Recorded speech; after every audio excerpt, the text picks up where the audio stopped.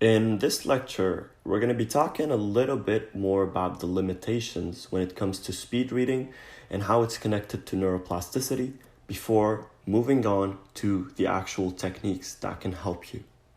When we talk about limitations, why we can't read at an incredible speed, we have cognitive processing limitations, sensory output limitations, and comprehension and retention limitations. We need to keep in mind several different factors. One of the biggest factors is our lack of concentration. Nowadays, where the average concentration span is no more than 8 seconds, and I will say this in several lectures, that it would take you up to 25 minutes to reach the pinnacle of your focus and concentration. Having our smartphones around and having distractions all around us, it is very easy to have this lack of concentration. And when you have lack of concentration, this is going to affect the speed reading process. You cannot expect to know how to speed read when you have absolutely no sense of discipline and concentration. If you can't concentrate, you can't speed read, period. And a lot of people think that the slower you read, the better you'll be able to comprehend information and retain information, which is wrong. Scientifically speaking, this is not true. The correlation between reading and comprehending has nothing to do with how fast or how slow you're reading, but it has everything to do with your cognitive abilities when it comes to this specific learning mechanism, which is reading. And what happens a lot of times is that people don't really evaluate what they're reading properly. They read the entire book as if it all contains equal important information. Books have little important information and a lot of details.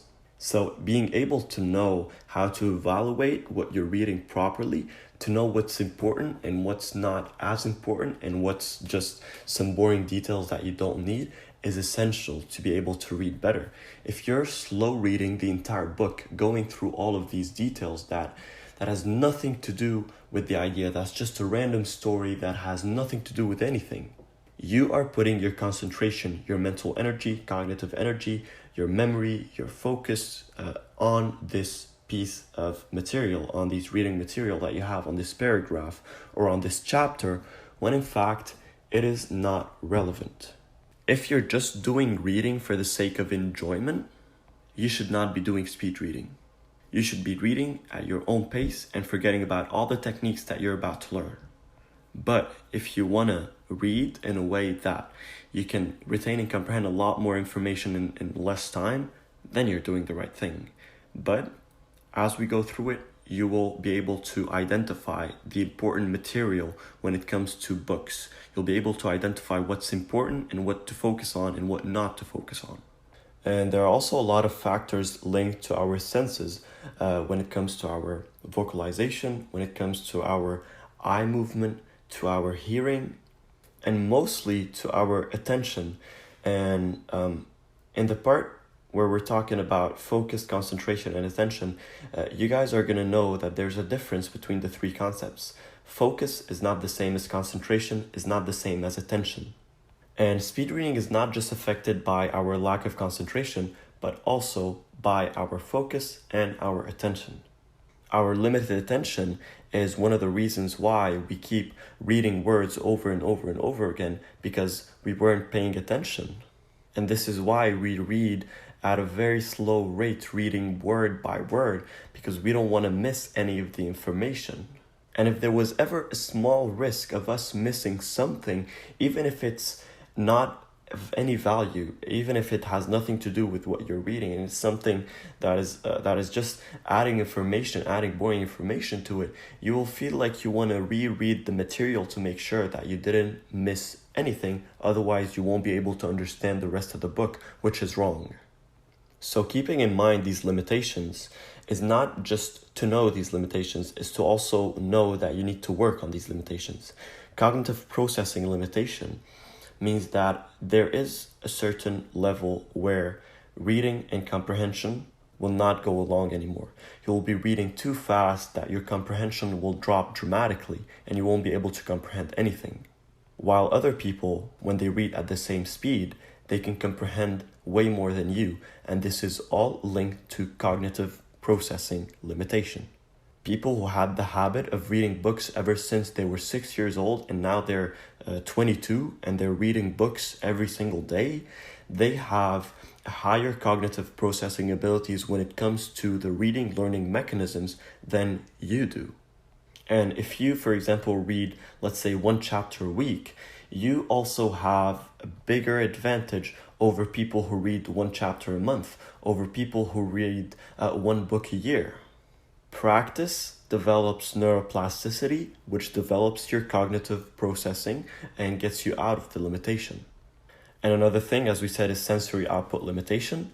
When we read, we use a lot of our senses. We sometimes read, and you can hear yourself reading.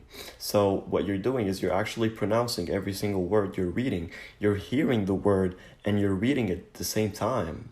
That's how a lot of people read. Some people cannot read without making noise. A lot of people can't read without actually reading. They can't read it in their mind's eye. They need to read it and hear the word in their ear to be able to comprehend it better. So when they're in a situation where they are in a library and you can't really be loud, there are people around you, then they have to read with the sensory output limitation, which is them reading without actually vocalizing.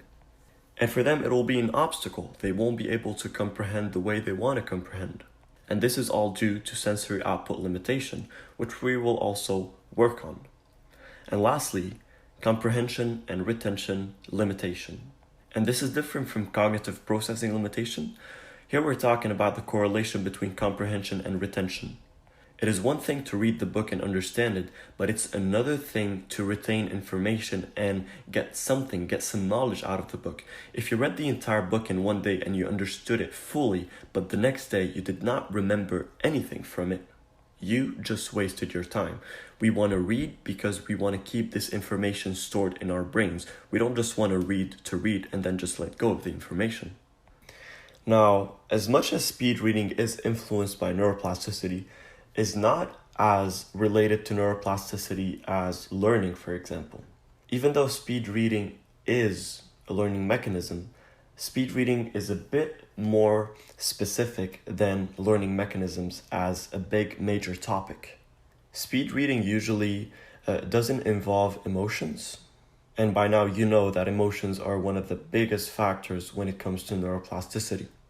So 80% of the speed reading mechanisms are related to neuroplasticity, but 20% are related to the techniques themselves, are related to the external work that you're doing, not just the internal work that is taking place without you realizing that it's going.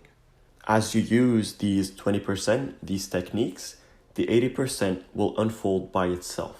The reason why, when you practice these techniques for the next 6 months, you get to a point where even without even thinking about these techniques, you'll be able to speed read amazingly and comprehend and retain the information, is because of neuroplasticity. And of course, it develops with time. The more you use these techniques, the more it will have a positive influence on the neuroplasticity mechanism that is taking place at the same time.